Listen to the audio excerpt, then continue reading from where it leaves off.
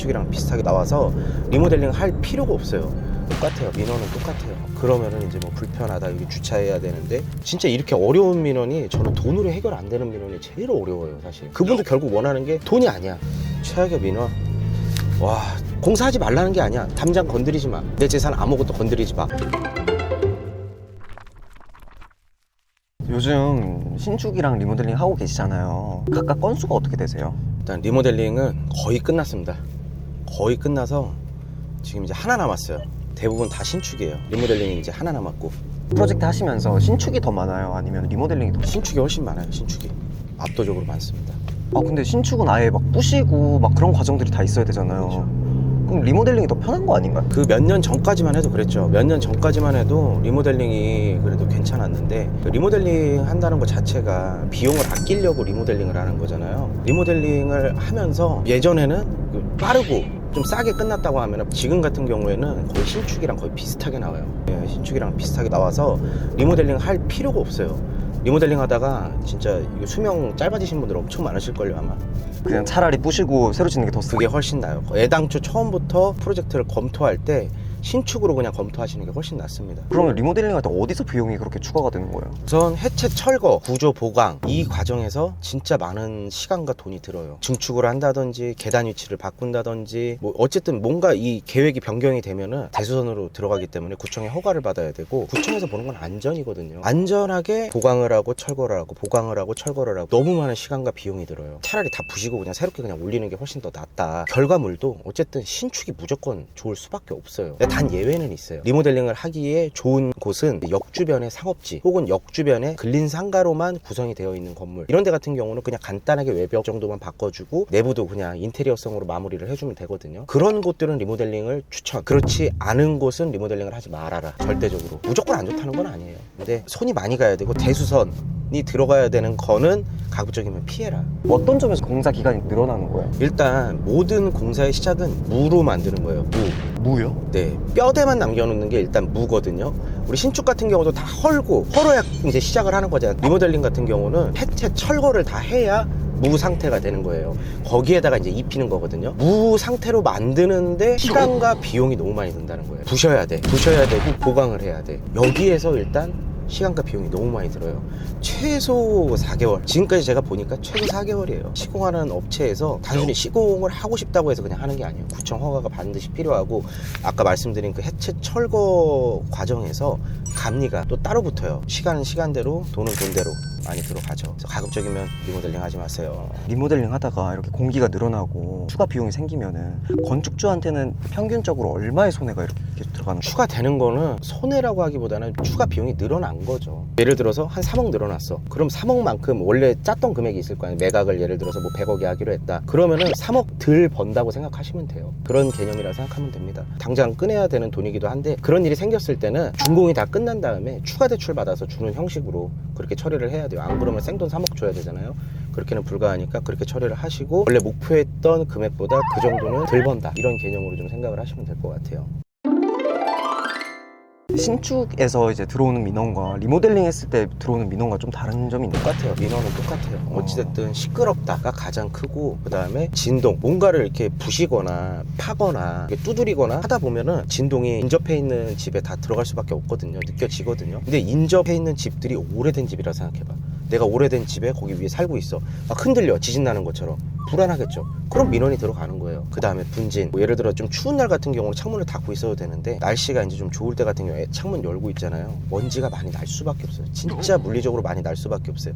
그 다음에 도로를 막고 있는 거에 대한 민원, 신청을 다 당연히 구청에서 받고 하지만 자재를 내리거나 혹은 이제 레미콘 타설을 할 때는 차 길을 막아야 되거든요. 그러면은 이제 뭐 불편하다, 여기 주차해야 되는데, 뭐 그런 민원들. 그리고 마지막으로 앞집하고 우리 집하고 뭐 창문과 창문 사이로 본인들 집이 보인다, 여기에 이렇게 창문을 내면은 내 집이 보인다, 그래서 사생활 침해, 이런 민원도 있어요. 이 민원은 아무튼 크게 이 정도로 나눠집니다. 그럼 민원을 해결하실 때 어떤 방식으로 좀 해결하세요? 1. 사과. 어쨌든 피해를 줬으니까 사과. 그리고 두 번째는 보상. 시끄러워, 도저히 못 살겠다, 죽겠다, 어떻게 잠깐 이사 시켜드리든가, 아니면 금전적으로 좀 보상을 해드린다던가, 뭐 그런 식으로 해야겠죠. 금전적인 액수의 문제긴 한데, 너무 과도하게 무리하게 요구하시는 분들이 있어요. 그거 합의가 안 됩니다. 1000만 원 줘, 천만 원 어떻게 줘요? 말이 안 되잖아요. 그죠? 그럼 합의가 안 될 때는 어떻게 합의 안 돼요. 합의 안 될 때는 이제 구청의 건축가의 담당 주무관님까지 이제 오셔요. 오셔가지고 주무관님도 이제 들어보시죠. 요구하는 게 합리적인 건지 아니면 너무 과한 건지. 그래서 중간에 또 중재도 해주시고. 근데 웬만하면 주무관님까지 안 오시고 웬만한 것들은 다 해결하죠. 마스터님이 프로젝트를 하시면서 겪어본 가장 최악의 민원이 뭐예요? 최악의 민원. 와. 최악보다는 최근에 있었던 게 저희 지금 강남역에 하는 프로젝트가 있는데 기존 담장이 있었어요. 이 담장을 허물지 말라는 거야. 옆집이 굉장히 노후된 주택이거든요. 담장을 건드리지 말아라. 말고 그냥 공사를 해라. 이거예요. 공사하지 말라는 게 아니야. 담장 건드리지 마. 내 재산 아무것도 건드리지 마. 근데 우리는 땅 파다 보면 담장 무조건 무너지게 돼 있거든요. 저희가 일단 이거 해체하고 나중에 새 걸로 예쁘게 현재 이 자리 그대로 찍어놨다가 이대로 해드리겠다. 이거조차 말이 아예 안 통하는 거예요. 그래서 금전적인 걸 원하시냐, 저희가 좀 뭐 이렇게 해드리겠다 했더니 그것도 아니야. 돈을 바라는 것도 아니에요. 진짜 돈이 문제가 아니더라고. 알고 봤더니 그분께서는 자기 집이 오래된 걸 알고 계시고 혹시나 이렇게 공사하다가 뭐 이렇게 진동에 의해서 자기네 집에 문제가 될까봐 담장을 건들지 말아라. 돈이 문제가 아니다. 어르신이 진짜 걱정이 돼서 그랬어요. 와, 만난 거를 한 6, 7번 정도를 만났는데도 도저히 안 돼서 공사가 진행이 안 되니까 이제 자제분들까지 다 해가지고 구청의 주무관님까지 나와서 결국에는 담벼락을 허물고 다시 새로 신설하는데 못하게 되면은 어떻게 할 거냐. 예, 그래서 이제 저희가 그 집에 이제 담벼락 비용을 예치를 해놨죠. 그리고 저희가 공사하면서 방수라든지 짜잘한 것들 저희 거 공사할 때 같이 좀 해주고 이렇게 하는 걸로 해가지고 마무리를 했어요. 진짜 이렇게 어려운 민원이 저는 돈으로 해결 안 되는 민원이 제일 어려워요. 사실 그분도 결국 원하는 게 돈이 아니야. 진짜 그 안심을 시켜드려야 되고, 왜냐면 이분 입장에서 얼마나 불안하겠어. 모르는 사람들이 갑자기 나타나서 막 옆에서 공사하는데 자기 집은 오래됐고 불안하고 누구한테 얘기한다고 한들 누가 들어줄 거고 누가 책임을 질 건데 당연히 불안할 수밖에 없죠. 그러니까 많이 얼굴 봐서 안심을 시켜드리고 결국 최종 책임은 누가 질 거고 안 됐을 경우를 대비해서 그 담벼락 돈을 미리 예치를 해드리고, 낯선 사람들 말 믿기 어려우니까 자제분들한테 상황 설명 다 드리고 자제분들이 어머니한테 잘 설명 드릴 수 있게, 자식이 얘기하는 게 좀 낫잖아요. 그렇게 일단 해결한 게 있죠. 민원에도 이제 공감이 또 필요한 거고. 엄청나요. 저는 모든 과정이 다 그렇다 생각해요. 급매물 잡는다는 것 자체가 그렇잖아요. 금액이 좀 우리가 싸게 잡아야 되니까 이 사람 입장에서 아까울 수 있잖아요. 뭐 시세를 모르시겠어요? 알잖아요. 근데 그분도 마음이 상하면 안 되고, 그리고 사는 사람도 일단은 그분한테 감사하게 사야 되는 거고, 그 다음에 뭐 건축 설계하는 건축사님한테도 감사한 마음으로, 우리 공사해주는 시공사한테도 감사한 마음으로, 그러니까 뭐든 저는 그렇다 생각해요. 나중에 임차인으로 들어오신 업체들한테도 감사한 마음으로 잘 만들어서 다른 분들께서 그거를 또 이제 샀을 때 만족감, 이런 모든 것들이 사람하고 하는 일이다 보니까 진짜 말 예쁘게 잘해야 되고 매사에 감사해야 된다. 우리 모두는 이제 매사에 감사해야 하면서 이 하루하루를 정말 소중하게 여기면서 그렇게 살아야 되지 않을까 싶어요. 그리고 여러분들 굳이 그래도 리모델링을 해야 된다고 하면은 아까 말씀드린 대로 역 주변에 입지가 좋은 기존의 상가 건물, 이런 것들은 가벼운 리모델링은 괜찮습니다. 근데 주택이 낀 것들은 리모델링 하지 마세요. 힘듭니다. 엄청나게 많은 시간과 돈이 들어가거든요. 하지 마시고요. 입지가 좋은 곳에 상가가 들어가 있는 것들은 추천합니다. 비용을 아낄 수 있다면은. 요즘 이제 밸류업 하는 시장이 이렇게 돌아간다는 거를 말씀드리고 오늘은 여기까지 하도록 하겠습니다. 오늘도 시청해주셔서 감사드리고요. 여러분들 오늘 하루도 파이팅 하십시오. 서현웅 마스터였습니다.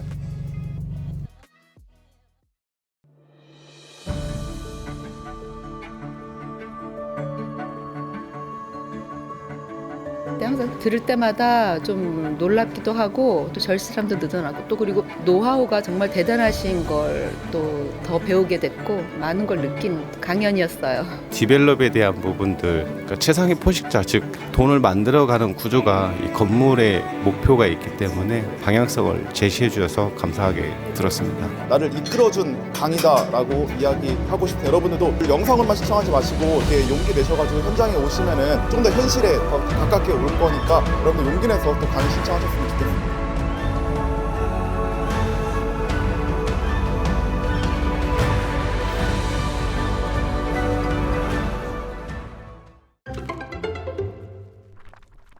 안녕하세요. 빌딩진영쌤입니다. 안녕하세요. 서현웅 마스터입니다. 저희가 올해 2024년 마지막으로 이제 정규 강의를 오픈하게 되었습니다. 원래는 24년에는 이제 저희가 7기 강의 때 105분을 모셔가지고 A반, B반, C반 이렇게 진행을 했잖아요. 네. 그러는 바람에 사실 올해는 강의를 안 하려고 했었어요. 그래서 2025년에 진행을 하려고 했었는데 지금 회사로 연락 오시는 분들 중에 진짜 강의 언제 하냐 문의 전화가 너무 많아가지고 네, 저희가 지난번처럼 뭐 105분, A반만, C반 이렇게 세 반을 이렇게 한꺼번에 하게 되면은 거의 한 달을 비워야 되잖아요. 지금 현재 하고 있는 일이 많기 때문에 저희가 많은 분들이 문의 주시는데 이거를 또 저희가 무시할 수는 없잖아요. 보답을 드려야 되겠다. 그렇죠. 보답을 또 드려야 되니까 A반, B반, 네, 50분만. 원래 한 반에 35분씩 해갖고 총 70명을 하는데 A반, B반 총 50명만 이제 구성을 해서 이제 한 분 한 분 밀착 케어를 좀 해드리고 많이 알려드리고 그리고 끝나고 나면은 1대1 상담도 딥하게 해드리자 하는 차원으로 해서 50분만 이제 선착순으로 모집을 해서 이제 진행을 하려고 합니다. 저희 강의의 핵심은 우선 이론 강의에서는 투자의 전망과 또 전략에 대해서 설명을 드리고 이 밸류업 투자, 디벨롭 투자를 어떻게 해야 되는지를 자세하게 알려드리고요.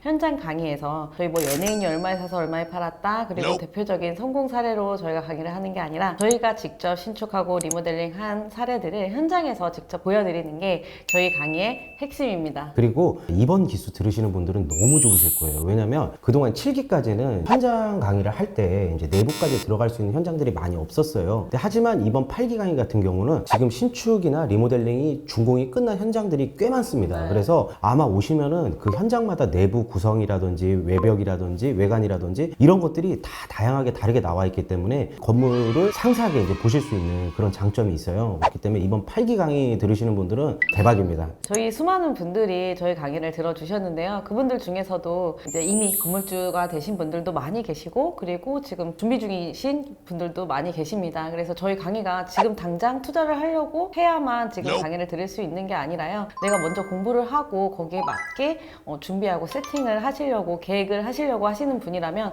들으셔도 좋을 것 같습니다. 그리고 잘 되어 있는 거를 사는 것도 좋지만 이제 땅을 저렴하게 매입해서 신축이나 리모델링을 하게 되면은 버는 게 사실이에요. 이 개발을 한다는 것 자체가 어쨌든 법니다. 좀 많이 버냐 적게 버냐 경기에 따라서 조금 다르기는 한데 이 밸류업 투자는 정말 저는 좋다고 생각을 해요. 시기만 잘 맞춘다고 하면은 괜찮은 투자라고 생각을 하는데 이런 투자에 대해서 심층적으로 공부하고 싶으신 분들 혹은 이제 지금 준비가 끝나서 실행을 해보려고 하는데 혹시 모를 리스크에 대비해서 좀 이렇게 공부를 하고 싶으신 분들 그런 분들께서 들으시면 좋을 것 같습니다. 저희가 지금 세보니까 저희 수강생분들이 411명이나 되시더라고요. 1기부터 7기까지. 네네. 411명이 이제 수강을 해주셨고 그분들 중에서도 35분이 건물주가 되셨습니다. 많은 분들이 준비가 되셔서 하겠다고 하신 분들이 굉장히 많았어요. 근데 여러분들 다들 아시겠지만 저희는 급매물이 아니면 진행을 하지 않습니다. 그렇다 보니 현재도 많은 분들이 이제 기다려주고 있는 상황이긴 한데요. 그래도 여러분들께서 뭔지는 알고 기다리셔야 되니까 왜 급매물을 사야 되고 급매물을 어떻게 봐야 되고 이런 것들도 알아야 된다 생각을 해요. 그래서 저희는 이제 2024년이 끝나고 2025년도에도 많은 분들께서 성공한 건물주가 되기 위해서 저희는 계속해서 여러분들께 좋은 정보를 계속 알려드려야 된다고 생각을 합니다. 내년을 또 계획하면서 또 12월 저희 연말에 저희 강의를 들으시고 또 새로운 목표를 잡으셨으면 좋겠습니다. 또 지금 어제 저희가 커뮤니티에 이제 글을 올렸는데 벌써 이미 입금을 해주신 분들이 계시더라고요. 너무 많아요. 지금 벌써 저 이런 말하기 좀 죄송한데 반 마감됐습니다. 영상 올라가기 전에 반 마감됐어요. 네. 전화 문의를 먼저 주시고 입금을 해주셔야 저희가 누락되는 게 없기 때문에 꼭 전화 먼저 주시고 강의 신청하겠다라고 먼저 전화를 주신 후에 입금을 해주시면 좋겠습니다. 먼저 입금하신 분들 회사로 연락 주세요. 큰일 납니다. 어떤 빨리. 분들인지 그러니까 몰라. 이름만 네. 입금자명만 있어가지고 저희가 이렇게 확인이 안 돼서 꼭 전화 부탁드립니다. 그리고 자세한 사항은 아래 고정 댓글을 확인해 주세요.